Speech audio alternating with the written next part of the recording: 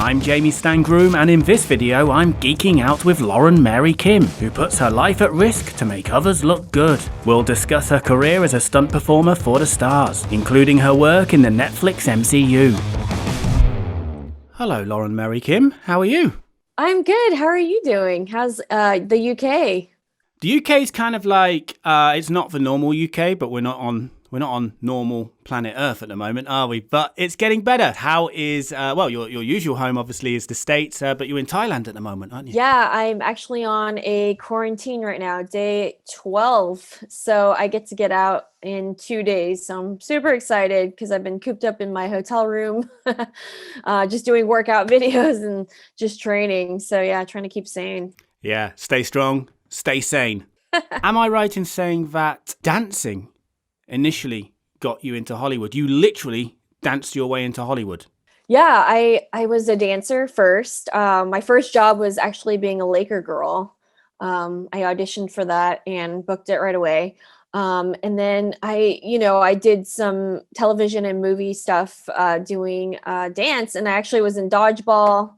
And then that kind of transitioned me into doing stunt work. And Laker Girl, that's an NBA thing, right? Yes, Yeah. an NBA thing. I'm not a basketball kind of guy, so just clarifying. You also trained to become an acrobat and a martial artist as well. Did they come after the dancing or before the dancing, and also before the stunt work? It's very confusing. It's very confusing. So I actually trained professional or not professionally, competitively acrobatics as a child. So I did a lot of the partner stuff where like we're balancing on other people, and I did a lot of floor work stuff like tumbling passes.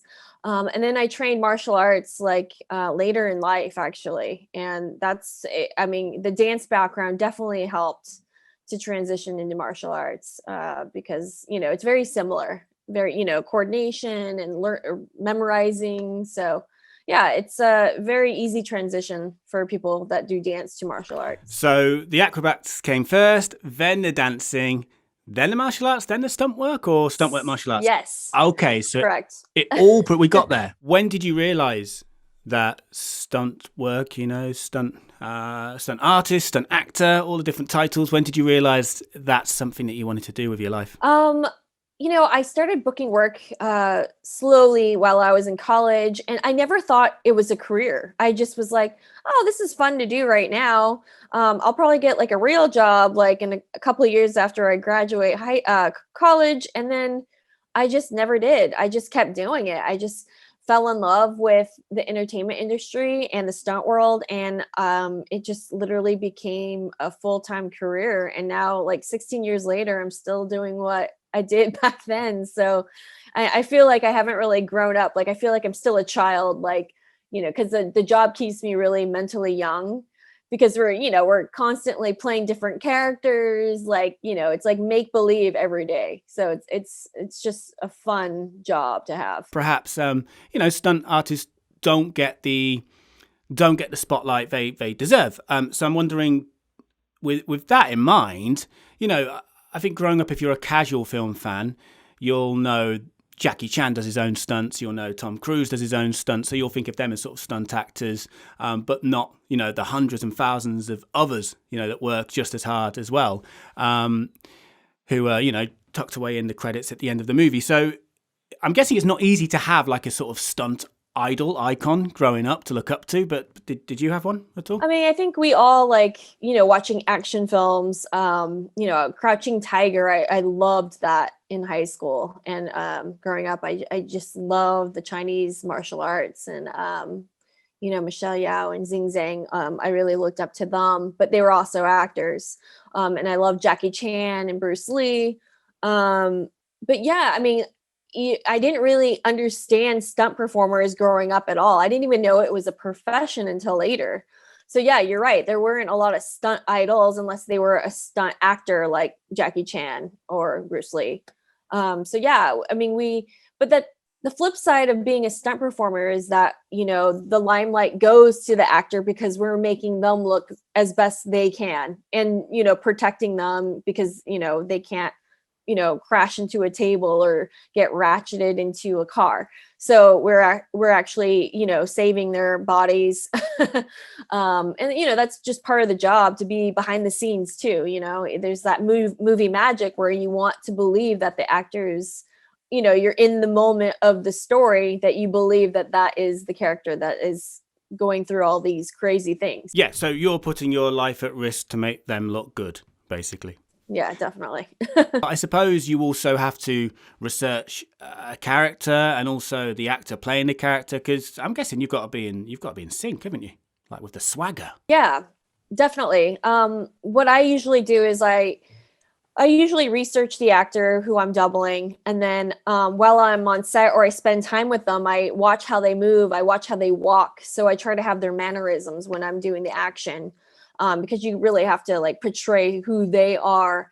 And if it's like a comic book character, of course, I have to read the comic books and get like, a full understanding of the character. So yeah, it's all like physical acting. So it's really important to understand like all those things. I think every stunt performer should do that for sure. And you said that growing up you didn't know that this was a profession. Now obviously you do, because hey, you're doing it. Do you think it should? Stunt performers, actors should get more credit, and it should be more of an obvious career path for people who might want to get into it if they knew about it. Yeah, I think times are changing now. I think audiences are a lot more educated now. They understand things that, they didn't in the past. I think people want to know like behind the scenes, and they want to know who's behind it. So I think I think it's important to have that, to get credit. And a lot of actors really give credit to their stunt doubles. Like I know Chris Hemsworth gives a lot of credit to his stunt double, Bobby Holland Hanton. And then, Scarlett Johansson gives a lot of credit to Heidi Moneymaker. So these are all people that amazing actors that give credit to their stunt doubles, and they respect them and their craft, because it's not easy what we do at all. So yeah, I think people are becoming more aware that, it's not, feasible for the actor to do like a crash or a high fall or getting burned on fire. So It could have been very different, because you actually had a business degree, didn't you? Very potential different career path there.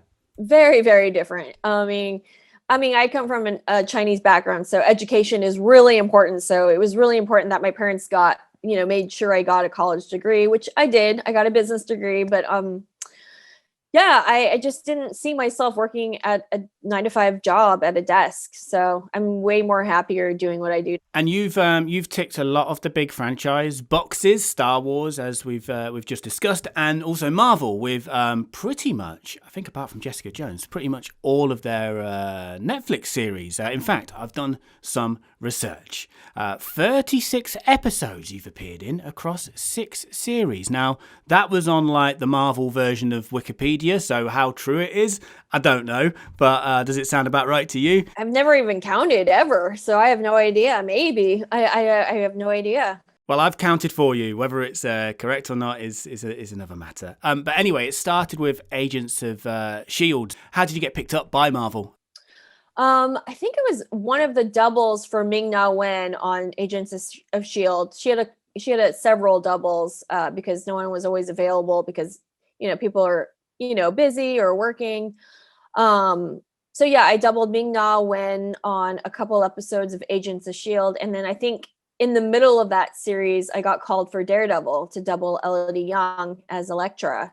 So I went over to New York and I did the whole season of Daredevil for her. And that was like one of my favorite jobs for sure. Yeah, so you two must have worked very closely together, I guess, if you were doing pretty much the whole season of Daredevil. I really got to know Elodie really well. She became a friend of mine, and we helped develop the character together, the movements together. We trained together. So after a while, we were like moving very similar. Like when we would watch takes, I'd be like, "Is that me or you?" I can't tell, which is always a good thing.